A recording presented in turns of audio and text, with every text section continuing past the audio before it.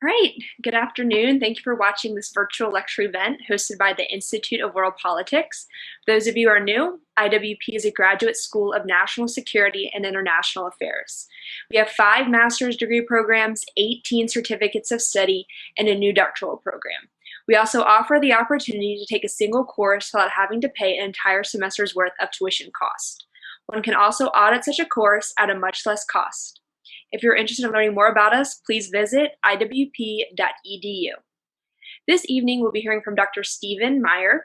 Dr. Meyer received his undergraduate degrees at the University of Wisconsin in political science and mathematics.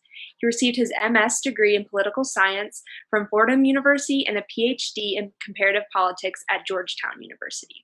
After a long career at the Central Intelligence Agency as an analyst and manager, specializing in European and Russian affairs, Dr. Meyer taught security studies, American foreign policy, Russian and European politics, and environmental security. He has published many articles and contributed to several books. Currently, he is writing a book on opportunities lost after the Cold War. He lectures extensively in the US and Europe.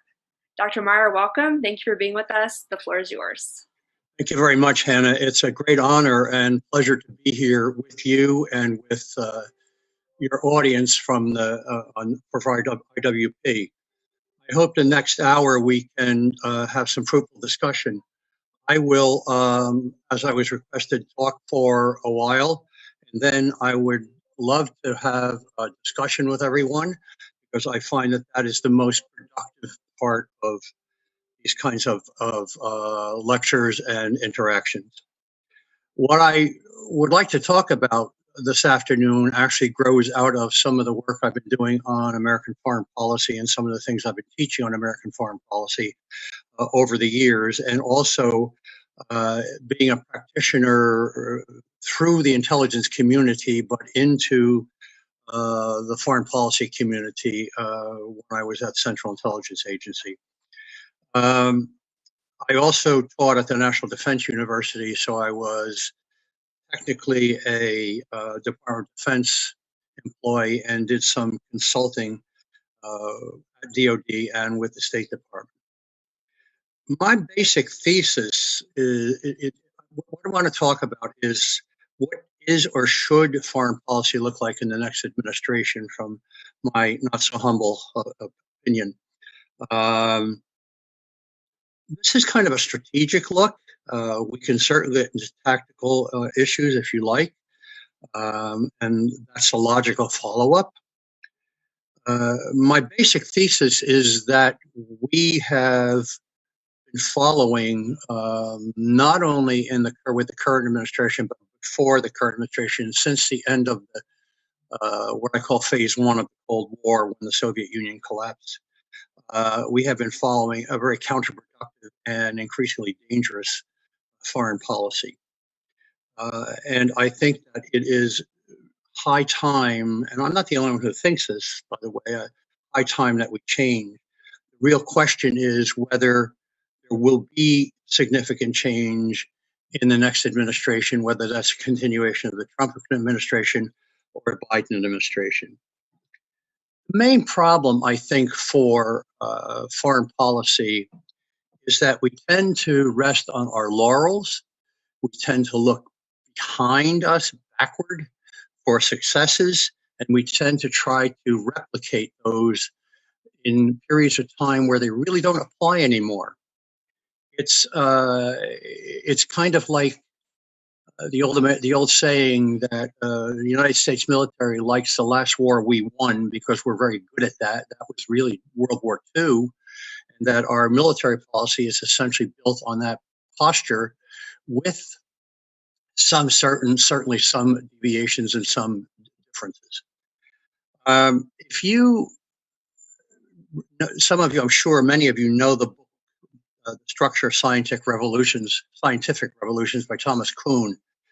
Kuhn argues in that brilliant little book that paradigms of science tend to cling on and on even after they have become extinct in reality.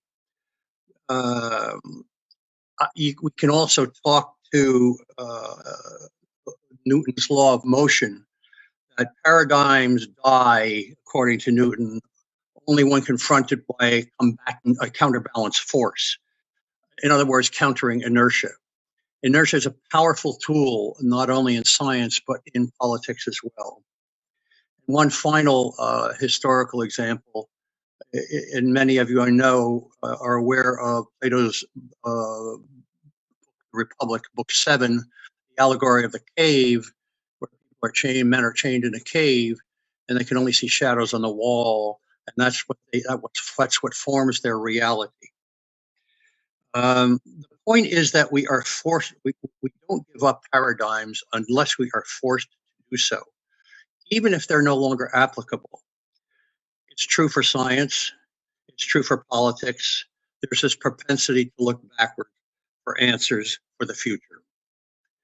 The fall of the Soviet Union in 1991 should have been one of those unbalancing moments that forced us to take a hard look at our foreign policy, foreign security policy, and adapt it to the current age.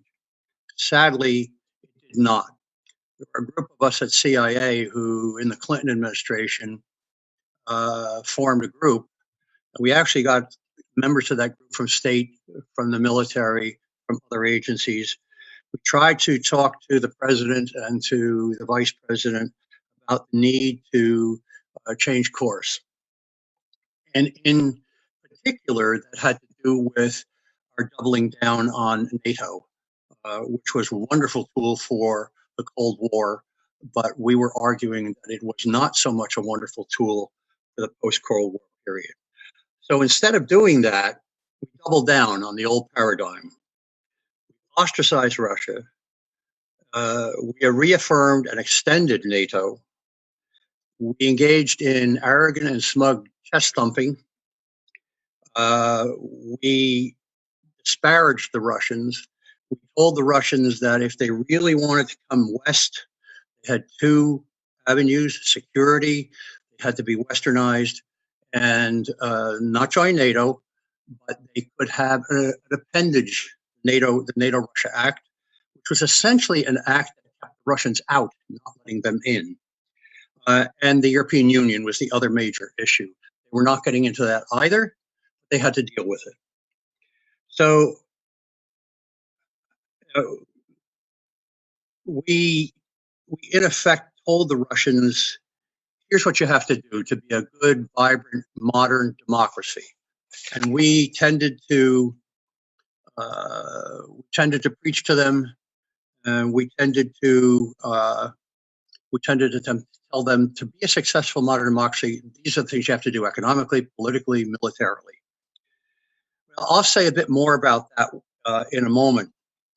One of the other things I've been doing is looking at the way wars end and what kind of peace follows, trying to fit it into this pattern. I'm dealing mostly with larger wars that reshaped enormous political entities. So if you go back to, for example, the Napoleonic Wars, at the Congress of Vienna, when Count Metternich pulled the Congress of Vienna together, that Congress rejoined France to the concert of Europe. It became a major power in Europe again. And France was not excluded. Certainly, the Napoleonic period was ended, and the old conservative monarchy, which fit in with Europe very well at the time, was reaffirmed and reestablished. The conservative forces, therefore, rallied around France, and France rejoined. After that, because France was not sitting humiliated, not seething, they became bulwarks of the European system, and there was general peace in Europe. So, of course, some smaller wars, but general peace in Europe for 100 years. Take a look at World War I 100 years later. Very different outcome. Germany's defeated, forced to change its political system. The Kaiser had to go. War guilt, reparations, humiliation, disarmament, the anger was the British and French, especially the French with Daladier, who attempted to humiliate the Germans to make sure they would never try to rise again. David Lloyd George and the British bought into this. Wilson with the United States did not to that extent. As a matter of fact, later on, Wilson tried to, and the American administration tried to soften the terms of the peace. But the die was cast, and this gives rise to fascism, to Hitler, to World War II, to the resentment that caused World War II, and to the upheaval. If you look at World War II, it's different, of course, because the world divides. It's bipolar now. The rise of the Soviet Union and the United States, two camps. There was that standoff in which the allies of each side were fully incorporated into the model, so that Western Europe became an appendage of the United States. Eastern Europe became an appendage of the Soviet Union. There was not the kind of humiliation on any of the powers that we saw at the end of the First World War. In fact, by 1955, West Germany joins NATO. None of this, we saw none of the revenge that we saw at the end of the First World War. And again, there was, for one period of time, a generalized peace through Europe. There certainly were proxy wars. We saw proxy wars in Korea. We saw that also involved China, obviously. We also saw proxy wars in Mozambique and Angola. Just one more example, the end of the Cold War. Granted, the big asterisk here is this was not a shooting war. As I said, there were some proxy wars. Again, the treatment of Russia resembled the treatment the Germans got during World War I. It was humiliated, it was lectured, I've said this before, and as long as Boris Yeltsin was president, this worked. Because Boris Yeltsin was convinced that Russia, if it was to be successful, had to resemble the West, adopt Western institutions, Western-style democracy. He was essentially willing to humble Russia. But not everybody was. Yeltsin fell in the year 2000. He was a sick man. He was an alcoholic. Putin took over. Very different mindset. He shepherded Russia through a 180-degree turn on many levels. He was driven, and we cannot underestimate the power of revenge and anger in Russia for some of the things that it is doing and has been doing in the last few years. Ukraine, threats to the Baltics, for example. Standing up to the United States whenever possible. He also changed, it is an authoritarian state, or a semi-authoritarian state, of course. But he changed the garb of the state. It was no longer Marxist-Leninist. It now had become a conservative, orthodox, nationalist state, very similar to the kind of state the czars had for 300 years under the Romanovs. And this became very attractive to a lot of patriotic Russians, much more so than Marxism-Leninism. And you may remember that after Yeltsin was sworn in for the very first time in 2000 as president, the first thing he did after the swearing in was to go across the street and be blessed by the Orthodox Church.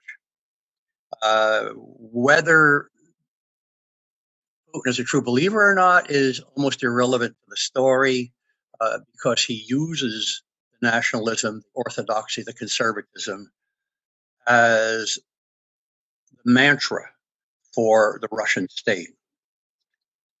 It's also a more appealing democracy for other countries, particularly in Europe, as both NATO and the European Union splinter, we see this kind of attractive philosophy resonating in places like Hungary, Slovakia.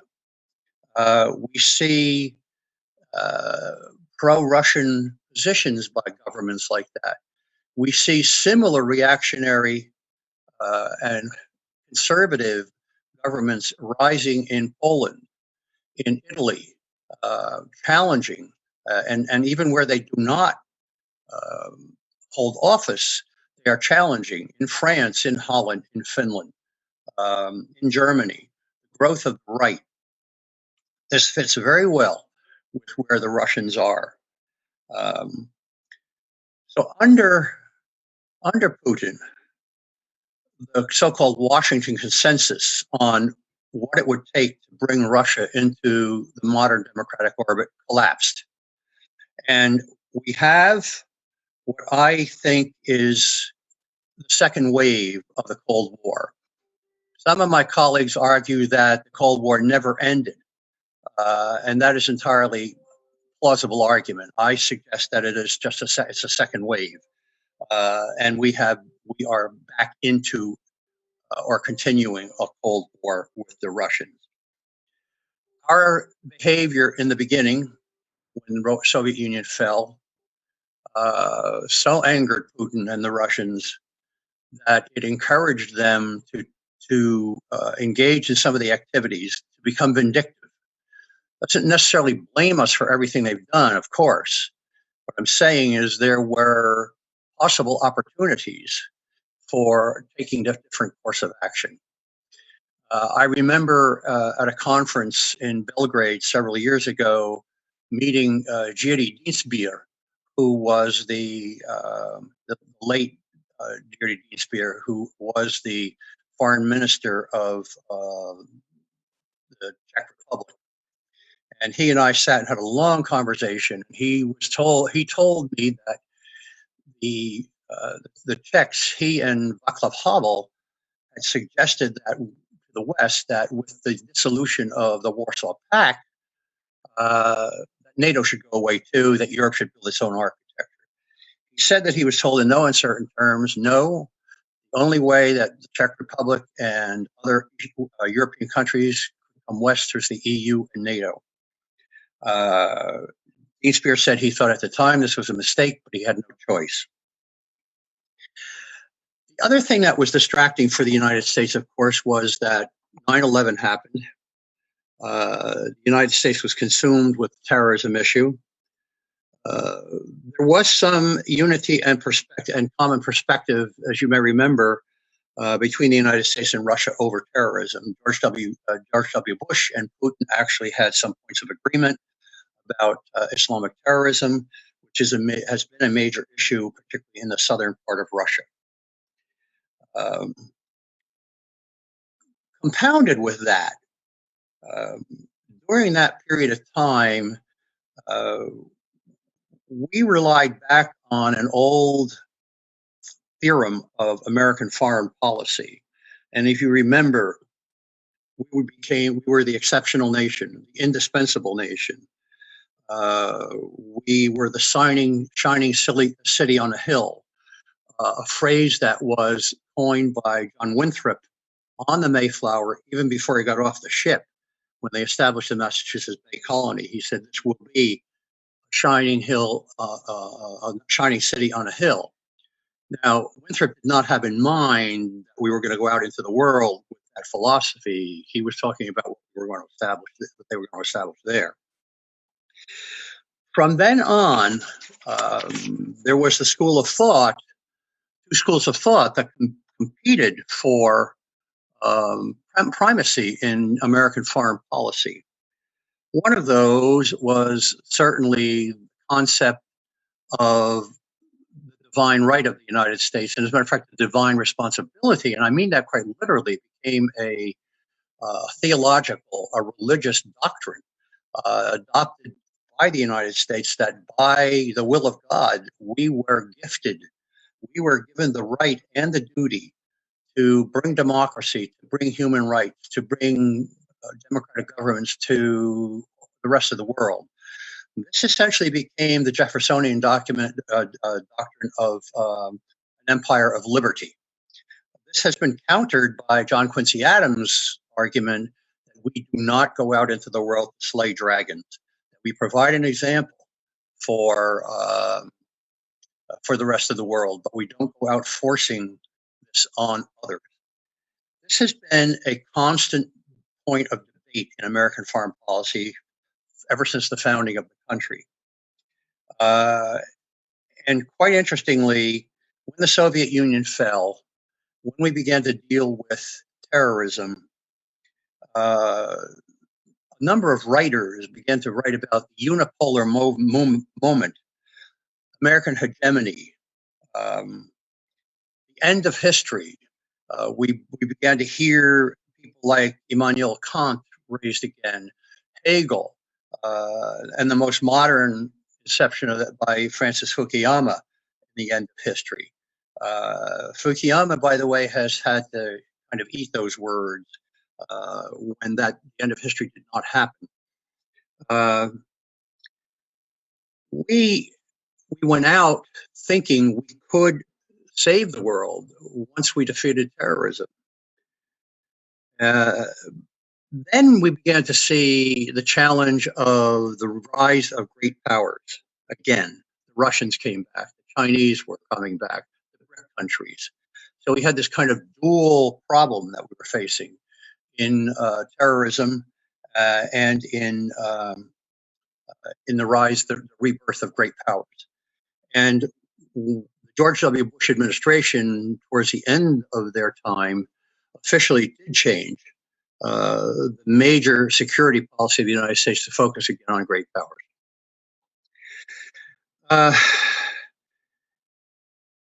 This thing that stayed with us was this concept of the shining city on a hill of the exceptional country, the exceptional nation. History did not end, but it did change. Politics became much more complicated. And this is where I think we have gone a bit off the rails, because we have this tendency in the United States and among our policymakers to cling to that paradigm that is faded away and is fading away and is faded away.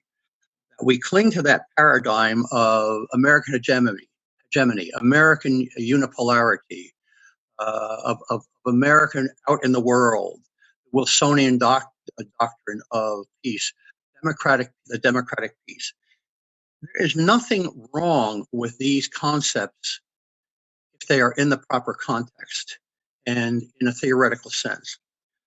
My contention is that the concept of exceptionality and so forth has gotten us into a lot of trouble. For example, Iraq was essentially built on that premise, that Iraq was the key. Paul Wolfowitz made this statement many times. Iraq was the key to the Middle East. If we took down Saddam Hussein, if we established democracy there, it would spread through the Middle East. Many of us argued with Paul that this was not true. In fact, Iran was the key to the Middle East, not Iraq. And that if you took Iraq down, what you would cause is an imbalance in the Middle East that would empower the Iranians. But that's just one example of this concept getting us into trouble. So where do I see the reality of politics going? Politics is no longer, I think, linear or unidimensional. In other words, it's not just a question of military. Security is not just military any longer. It is not unidimensional. It is not linear. Traditional realism and idealism as schools of thought, I think, have been shattered. I think they no longer apply because the whole system has changed. I think we're now much closer to chaos theory in an attempt to explain political reality. And by chaos, I'm not talking about confusion. I'm talking about the complexity of it, the multilinear aspect of political reality. multipolar, multidimensional. We do see the rebirth of states coming out of the terrorist period. But they're sharing the same world stage now with non-state actors. Non-state actors have grown enormously. And although right now we are in a period of decline, of sort of quiet with respect to terrorism, they're not dead, they are not gone. There's a lot of opportunity for them to come back, and that is something we also have to deal with. We have to redefine what we mean by security. And yet we continue to cling to the past because it is what we know best, because I think there are four basic reasons we cling to that reality. One, we have lack of historical memory. We have a tremendous arrogance about American power by American politicians. The rebirth of a seething, resentful Russia, and the rise of other countries that aren't seething the way they are, but they're very clever and very good about exploring and expanding their national interests. I'm thinking of Brazil, India, China, others. Okay, if you look at our two political parties and their views on foreign and security policy, you see a rather sharp difference. The Democrats today are actually of the two the more traditional party of the contemporary parties. They set immediate their foreign policy anchor is sort of the end of phase one of the Cold War. The period of time in the early 1990s when both Republicans and Democrats decided that the thing to do was defeat terrorism and build democracies. State building, we called it nation building, but it was really state building we were talking about. The democratic peace, human rights. These things are nothing wrong in theory by any means. They're actually quite good, but they haven't worked. I can't think of any place where this concept has taken hold. We look at Iraq. This is what we tried in Iraq. Look at the Arab Spring, which was essentially the Democratic Party model, starting during the Clinton administration. And I can still remember Secretary of State Clinton talking about the wonderful things that were going on in the Arab Spring. Well, it hasn't quite worked out that way, as we all know, and Syria is probably the saddest example of the collapse of the Arab Spring. We have not seen that work almost anywhere. Now, some people argue, well, we saw it in Germany and Japan.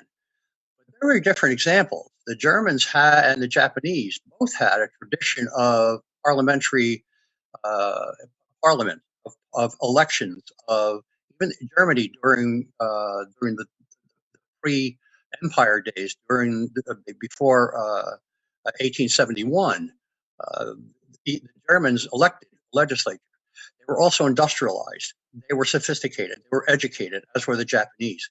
These are very different cases. And essentially, what we did after the collapse of the Soviet, or during the Soviet Union, period of the Soviet Union, and after, was we provided a military umbrella for both of those countries. But they essentially did the rebuilding. They essentially established their own democratic political system. The German system, the Grundgesetz, the Bonn Basic Law, was a document written by Germans for Germans. I know, for example, that when we were dealing with Iraq, the administration wanted to take the documents that were being written that had been written in Germany about how to set up this kind of democratic government and apply them to Iraq. Ian Bremmer, in particular, was very strong on doing that. We argued with Bremmer that this was such a different situation, it would not work. It was not relevant, and a very different kind of education, very different kind of traditions, especially. So it just simply would not work. The Republican Party, so just to draw a line on the Democrats, they essentially hold to this more traditional view. A Biden administration's foreign policy would be quite traditional in that sense. He's already reaffirmed an advocacy for NATO. He has reaffirmed an advocacy for rebuilding relationships with our traditional allies. He has reaffirmed we will be out in the world creating democratic forms. This, again, in theory, is not bad. But if he's thinking of it, and they are thinking of it in the sense of the Jeffersonian concept, it won't work. If they're thinking about it in the sense of John Quincy Adams, it's more likely to work. But it's going to be a long and slow and tedious process, particularly with the way the world is going. We are seeing a renationalization of politics in Europe, where the Russians are playing quite well, much better, frankly, than we are right now. The Republican Party, until Trump, were pretty traditional too. There was actually fairly little light between the two parties.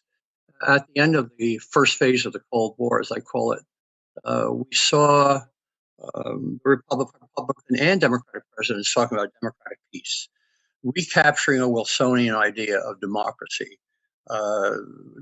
George W. Bush sounded very much like a Democrat when he spoke about what we had to do in Iraq after 9/11, what we had to do in Afghanistan, what we had to do in Pakistan. Not just defeat the enemy, but we had to rebuild. The language is very, very similar to the language Bill Clinton used in 1993 when we sent troops Rangers into Mogadishu. And they were murdered. But he had, in the second phase of that Somali exercise, was to build the Somali democracy. And again, it never worked. It never took off. Just the traditions, the political forces, the weight of time, history was just not there. And it has ended pretty much in disaster. When Trump took over the Republican Party, and it has essentially, I think, become Trump's party, he has cowed most of the Republican Senate and House members into supporting him.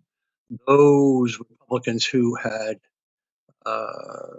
rebelled have mostly left the Senate, people like Senator Flake from Arizona.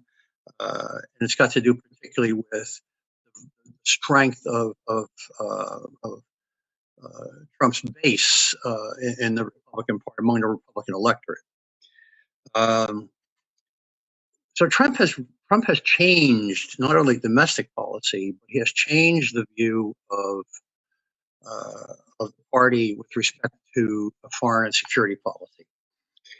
And I think that it is just as dangerous in a different way and just as off-key as the Democrats are, but in a different way. Trump's major shift, his model, doesn't go back to just after the collapse of the Soviet Union.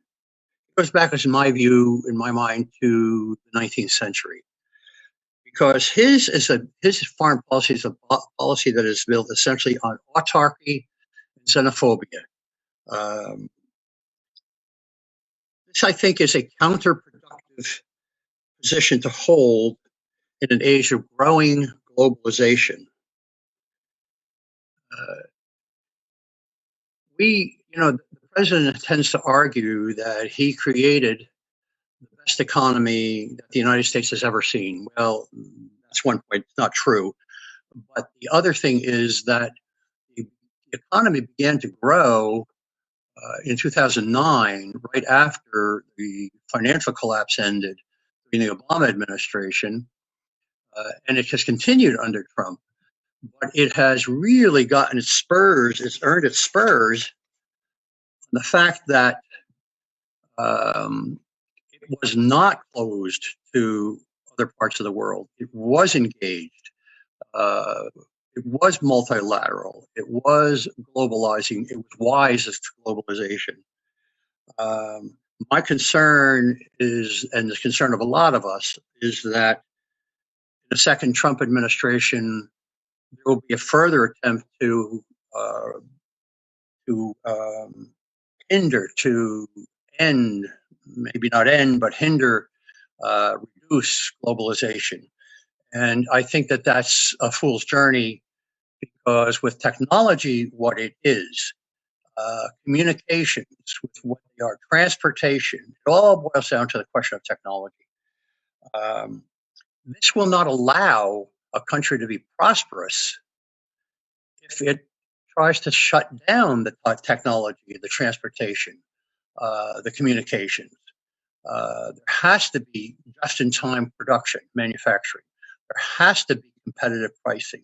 There have to be worldwide webs of production. I used to ask my students, can you name an American car company?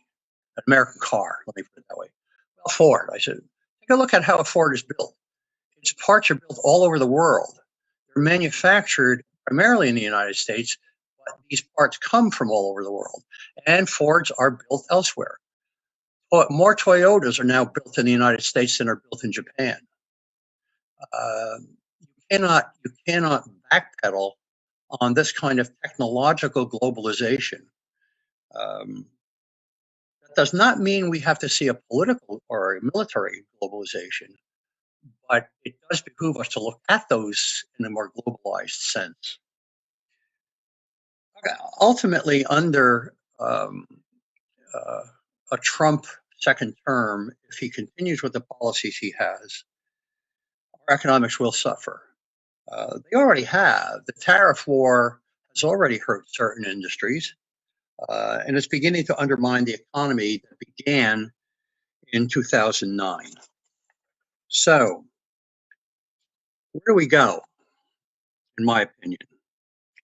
We have to do three sort of strategic basic things. We have to make an assessment, an honest and full assessment of what kind of world we are facing.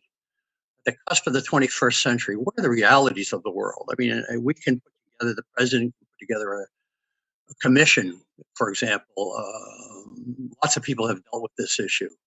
What are the realities of that world out there? What are the metrics? The second question is, what are our interests in that world? Are they economic? Are they political? Are they humanitarian? How do we balance them? What kind of weapons, what kind of departments, agencies do we use? And how do we pursue those interests? I think those three basic questions have to be answered. I've toyed with this a little bit. I've written a little bit about it. I'm working on a book, as Hannah mentioned in the beginning, that is trying to deal with some of these issues. And let me just run through a few things I think we need to be taking a look at. So I'm sort of jumping ahead from the perspective of assessment, interests, and how we pursue those interests. Again, number one, to start with, we can use these as sort of bellwethers, sort of launching points. We have to recognize and come to grips with the nonlinear and complexity of the international environment. Overlapping issues, much more so in the past. And again, as I've suggested a couple of times now, this has an awful lot to do with the drive of technology. It is essentially driving politics. It is driving economics. It is driving medicine. It is driving all sorts of things. Second, We have to take cognizance of the fact and deal with the fact that states and non-states are now major players, both. And it's not a matter of where states are involved in some issues and non-states in some issues, other issues. States and non-state actors are involved in all issues. In an article I wrote with a colleague, we talked about it being more like a lava lamp than by being separate, discrete squares. Third, we have to pull back on the interventionist implications of exceptionalism, indispensability, manifest destiny. We have to come to grips with the concept that we cannot let American foreign policy be guided in each and every sense by exceptionalism, indispensability, manifest destiny, shining city on the hill. It has gotten us into enormous trouble over the years. And by the way, that has also been the cornerstone of a certain white man's burden concept, giving us sort of an ethnic and racial superiority. You can go back into the 19th century and see very detailed arguments for why people of color could not rule themselves. This led up to things like the Spanish-American War. You can go back into history and see very concrete arguments for the fact that it has to be the white West that rules, that teaches.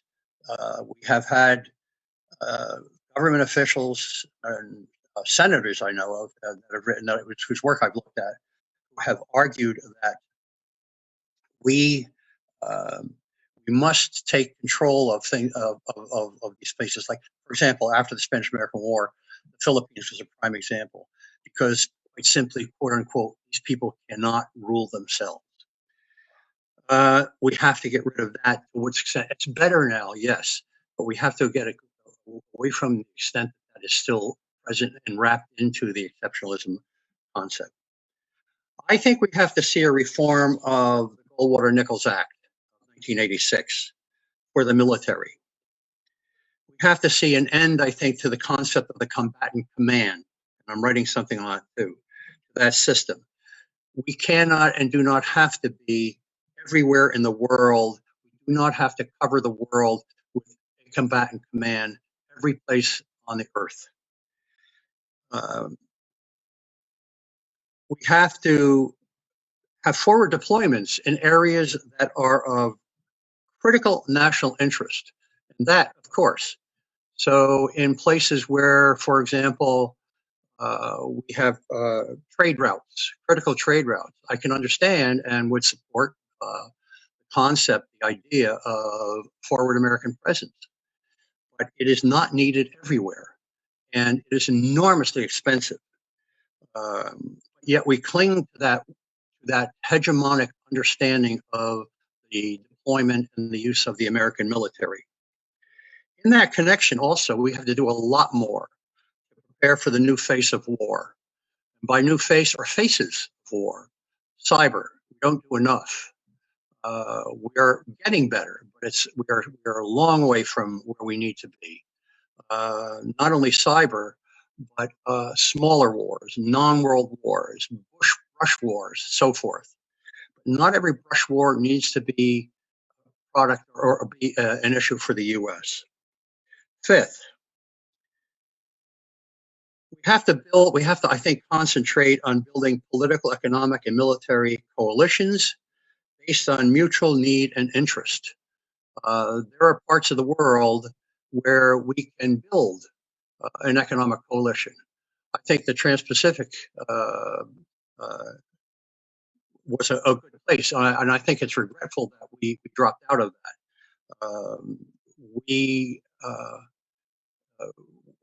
There are actually agreements we can make with the Chinese, with the Europeans, with the Canadians that go beyond what we have for the mutual benefit of everyone. I think 6, we have to redefine security, expand the definition and commitment. This goes back to the concept of overlapping issues and technology. Military and traditional military issues, of course. We have to maintain a credible strategic military capability, men and women in uniforms, traditional guns, ships, planes, etc. We also have to prepare for economic trade and finance issues, which we do not do nearly enough. We do not see environment as a national security issue. And in this administration, it is actually dismissed as a national security issue. And I can tell you, I did this for a while at CIA, and the Defense Department was out in front on requiring intelligence and proposing that environmental security, including climate change, was an extremely important American interest. Migration. We have seen that with Europe. We have an issue of migration with our own country. Pandemics. Need we say any more than what we are involved in now? Probably one of the reasons we're doing this by Zoom is because we can't get together because of a pandemic. These kinds of things, pandemics, migrations, environment, terrorism, military, these are all security issues that have to be taken seriously. We have to designate the resources for them. 7th, and I'm almost done, guys. 7th, hang on a minute. 7th, arms control, especially nuclear weapons. We are in a second nuclear age, and the current administration actually encourages that. We have the New START ending with the Russians very soon. I have lost you, and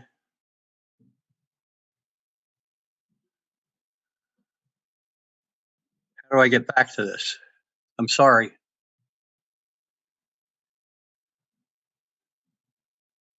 We can still see you on our end. Oh, can you? Oh, okay, good. Yeah. Thank you. All right, here we go. Oh, now we lost him. Okay, thanks. Got it. As I was saying, arms control. Am I still there, Hannah? We can't see your video. I think you just need to start your video. Okay. There you go. Okay, thank you. Sorry about that, guys. No worries. I'm technologically challenged. So, as I say, we have had now a very new and very dangerous explosion, unintended, of nuclear weapons and a second nuclear age. Not only the traditional nuclear powers of the United States, Russia, China, but we have others now too, France and Britain, of course, but now North Korea, India, Pakistan, Israel, and we are constantly looking at the ways that nuclear weapons can be spread to terrorists. Finally, I think we have to invest much more in areas like intelligence, research, science, and technology than we have so far as a national government. The intelligence part of this will become increasingly important, I think, because of the complexity of the issues, because there is so much out there, that so much information now that it's very difficult to follow. So we have to intelligence, technology, research, science, so forth. Let me end it there. We have time, if you want to chat a bit. Great. Thank you. We do have a few questions coming in. Again, if you have a question for Dr. Meyer, please feel free to comment in the Q&A portal at the bottom of your screen. So the first question we have, should we seek a new National Security Act? And if so, what should it look like to build sound strategy and implement that strategy? It's a great question. And yes, I think that the National Security Act of 1947 is now been overtaken by events. I could easily include that in my discussion and probably should have. It rests on a world that was relevant for 1947, and it was a very good document for its time. But I think it needs to be updated with a lot of the concepts that that I've been talking about and others have been talking about to talk about where we need to invest our money, how we need to build intelligence, what kind of defensive structure should we have, what kind of military posture should we have. Yes, absolutely. Another question here. What are your thoughts on economic security increasingly being treated as national security?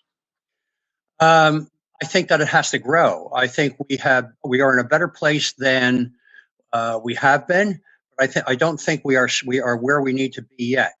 Part of it has got to do with we certainly do have a problem with China. Trade wars, I don't think, are the answer. I think dealing with the Chinese, for example, on an economic front, with respect to mutual agreements about what's to be produced, how it's to be produced, market exposure, building up building up international agreements, international organizations that deal with this, with economic security.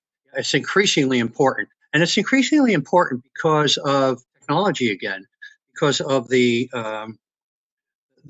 thrust that technology has in creating a much smaller world, much more interdependent economically. So, for example, we had Nafta. The current administration saw that as a detriment and changed it. In matter of fact, not much was really changed from NAFTA. There were a few things that were improved.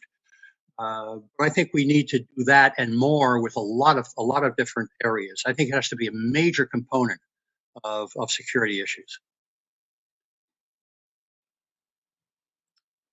What are examples of good national strategy and application? And what are the elements of sound strategy if the use of past successful paradigms are perilous?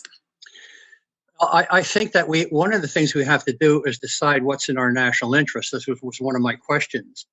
Do we, for example, where does humanitarian action rest in the national interest?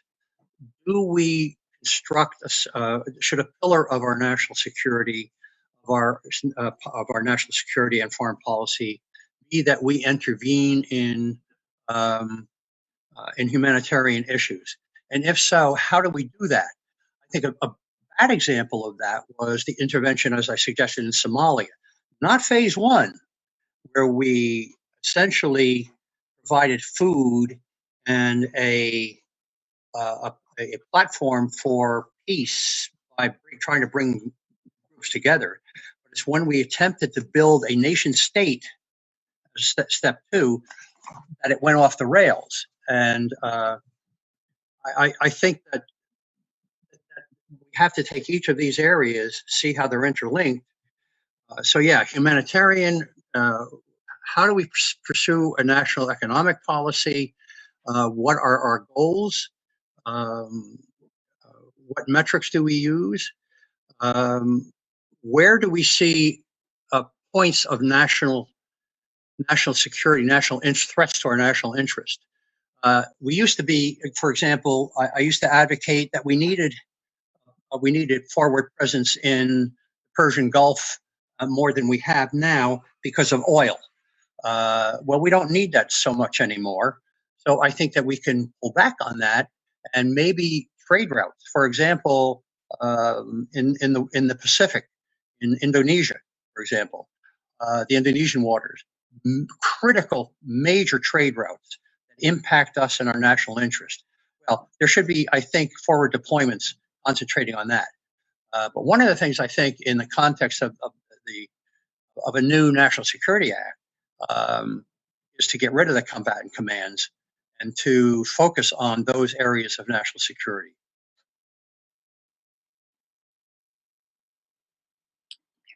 My question to Dr. Meyer is the current and unprecedented retreat of American leadership in the world just as the collapse of the Soviet Union.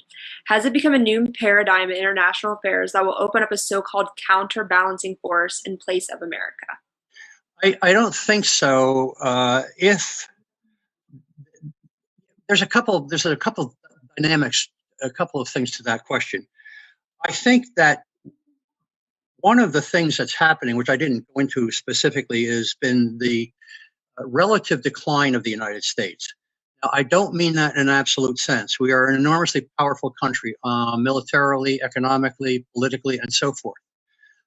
What has happened since it's really since the end of World War II, not so much since the collapse of the Soviet Union, is we have begun to see other countries and non-state actors become increasingly powerful, so that they are looking at us and saying, we are equal. We are there. And it's been a relative decline, and that's a good deal of the reason we have to restructure our foreign policy. I think if there's 4 more years of Republican rule, there will be, without the kind of reforms, this will become an increasingly tenuous situation.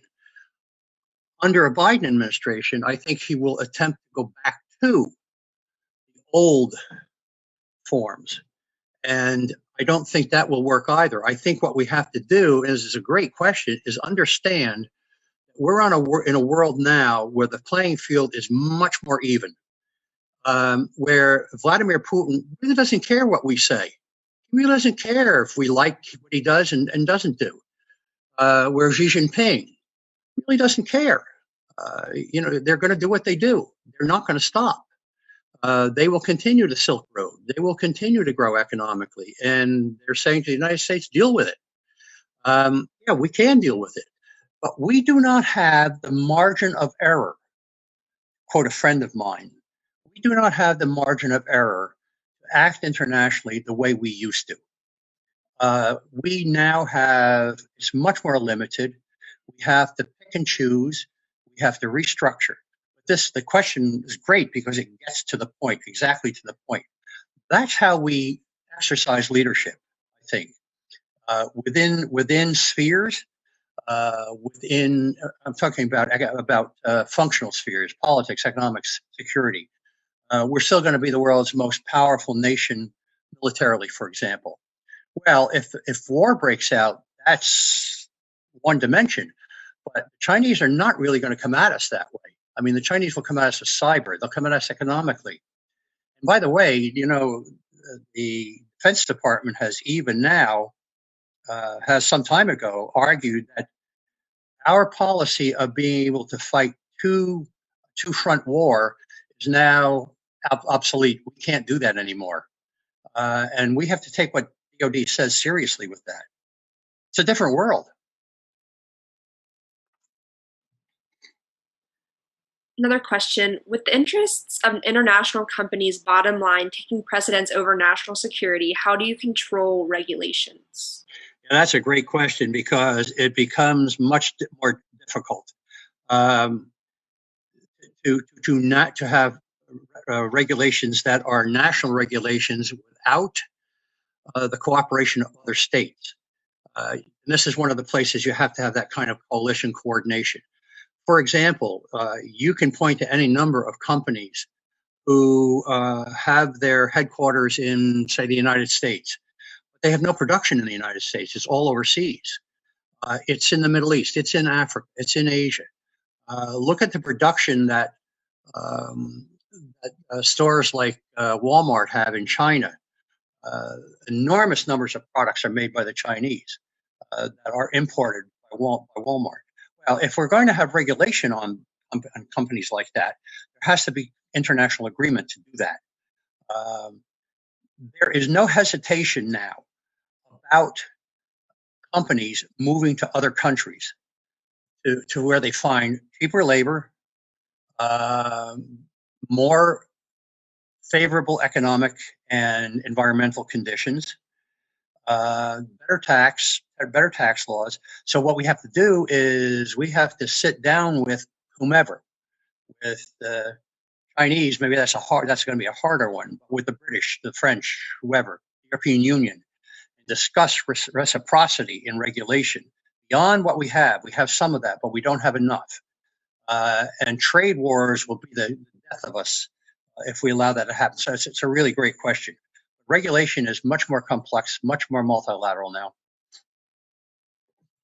All right, two more quick questions for you.